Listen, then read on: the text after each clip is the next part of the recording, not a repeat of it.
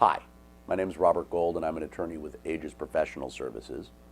And I'm here to talk to you today about a very important decision that business owners face when they start their business, which is what's the proper entity to utilize.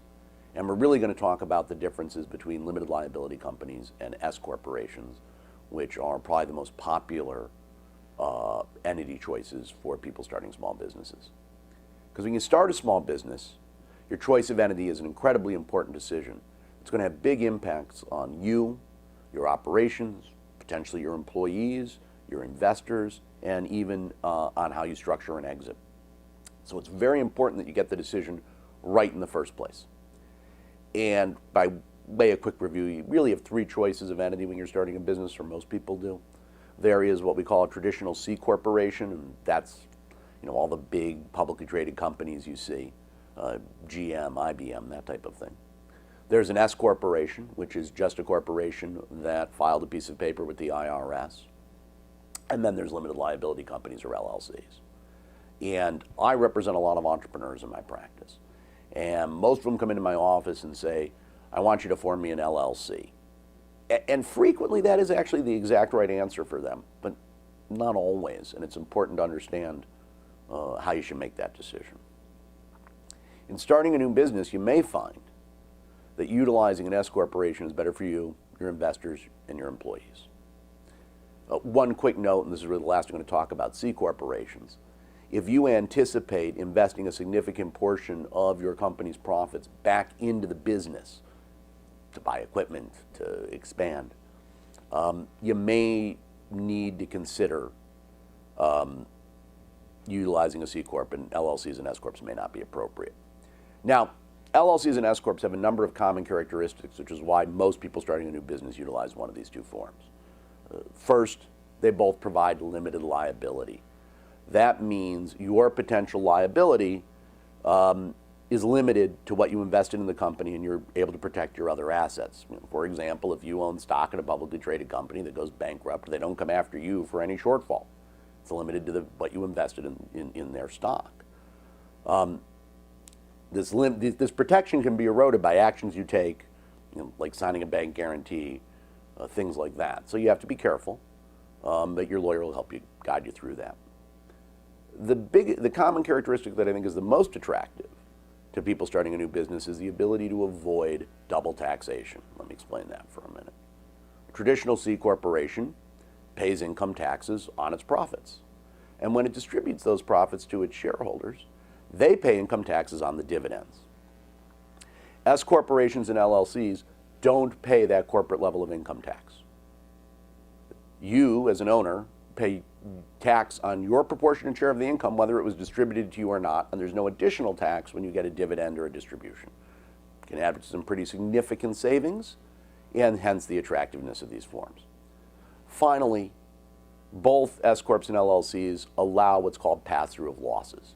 So if you anticipate losses during the first few years of operations, as is frequently the case, you may be able to utilize those losses to offset income you have from other sources. There's limits to this, but it's worth considering because it may actually save you money right then and there.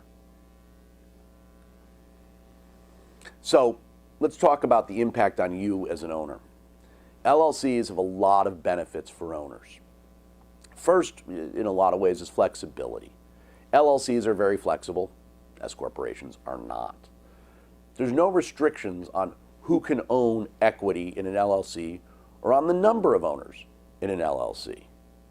Additionally, owners of a limited liability company can designate as many classes of equity as they want. Multiple classes of preferred, common, the voting common, non-voting common, they can do all of that. S corporations are nowhere near as flexible.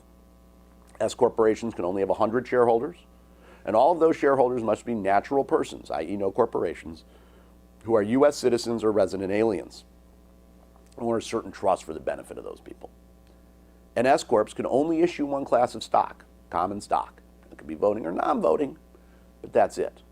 So if you need to issue preferred stock, if you're going to have a foreign owner, if you're going to have a corporate owner, you can't be an S corp and you're going to have to be an LLC.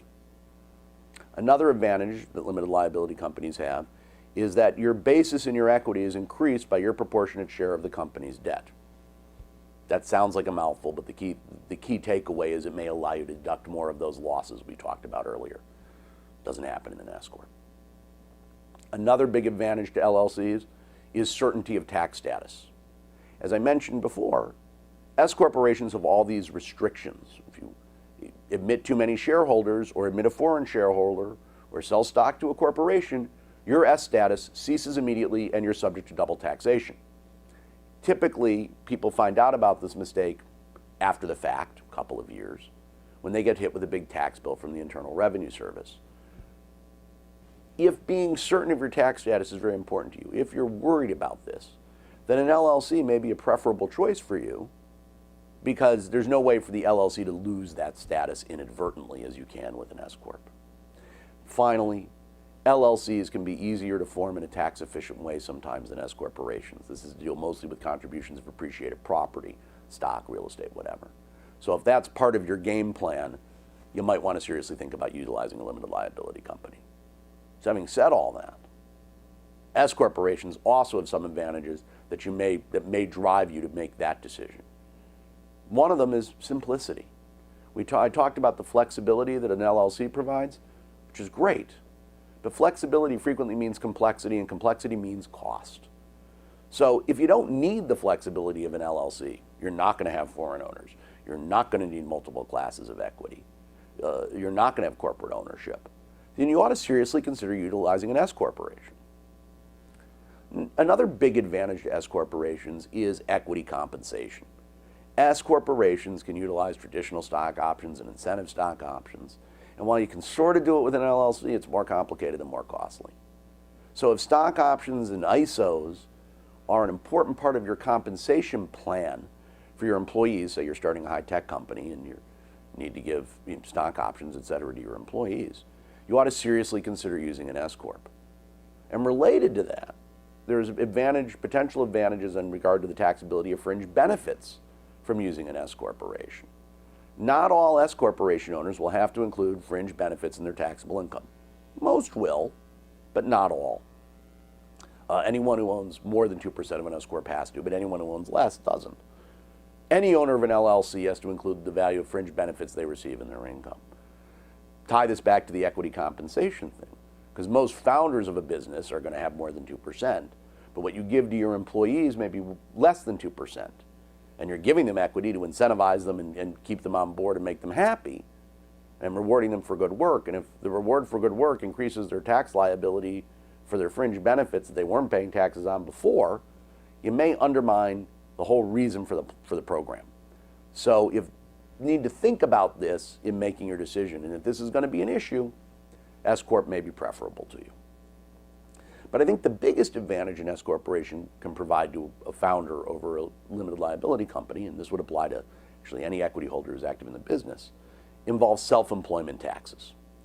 S corporation shareholders are not subject to self-employment taxes on distributions of profits, though of course they do have to pay employment taxes and income taxes, et cetera, on their compensation. LLC owners who are active in a business must pay self-employment taxes on any money they receive from the LLC, including distributions of profits. And as self-employment taxes are 15.3%, that's a pretty significant hit. So I'll give you an example. Let's say you own 100% of a business, and it's going to have $500,000 to pay to you in a given year. If you own 100% of an LLC, you're going to pay about $75,000 in self-employment taxes. Got to have some adjustments or some limitations and some phase-outs, but just assume it's $75,000. If you own 100% of an S Corp and pay yourself a $100,000 salary, you pay about $15,000 in employment taxes, but none on your $400,000 in dividends that you paid to yourself. Savings of $60,000 a year. That's a pretty good reason to think about utilizing an S Corp. So what is the conclusion here?